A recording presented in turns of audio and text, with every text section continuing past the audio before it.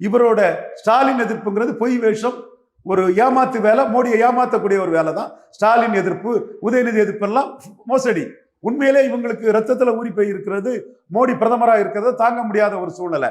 ராகுல் காந்தி சோனியாவுக்கு மகனை எப்படியாவது 29 கொண்டு இருத்திருந்துங்கிறதுக்காக தான் இவங்க உழைக்கிறாங்க. அதுக்கு போட்டிருக்கக்கூடிய முகமோடி தான் இங்க என்னுடைய 13 பேரை கூட தாட்ட முடியாத சகோதரர்களை ஏமாத்துறதுக்கு முப்பட முகமோடி தான் திமுக எதிர்ப்புன்னு. இல்ல இப்ப நீங்க சொல்ற பாயிண்டே கான்ட்ராடிக்டா இருக்கு. இப்ப அப்படின்னா அவங்க அரசியலுக்கு வராமே இருக்கலாம். இம்பாக்ட் கொடுக்காட்டினாலே தமிழ்நாட்டுல உள்ள 40ம் காங்கிரஸ் தான் போயிட்டு இருக்கு. அந்த இடம் தான் எங்க கிட்ட மாறுபட்ட ஸ்ட்ராட்டஜி இருக்குது. எல்லாமே கார்த்திகிட்ட சொல்ல முடியாது.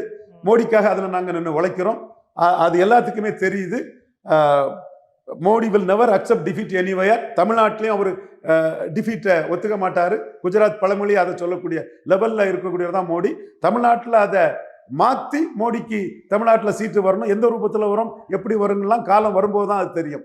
அந்த முயற்சிக்கு மிகப்பெரிய முட்டுக்கட்டையாட்டும் மிகப்பெரிய ஆபத்தாட்டும் இருப்பார் சகோதரர் ஜோசப் விஜய். அதனால சசிகலா ட்ரீட்மெண்ட் அவருக்கு கொடுக்கறத தவிர மோடிக்கு வேற வழியே கிடையாது. சசிகலா வந்து கேஸ்ட் ரிலேட்டடா அவருக்கு ஒரு சப்போர்ட் உண்டு. ஆனா விஜய்க்கு வந்து காமன் சப்போர்ட் இருக்கு. அவரை அந்த அளவுக்கு ஒடுக்கிட முடியுமா? அவருக்கு வந்து இன்னைக்கு கேண்டிடேட் போட முடியுமாங்கிறது பெரிய கேள்விக்குறி.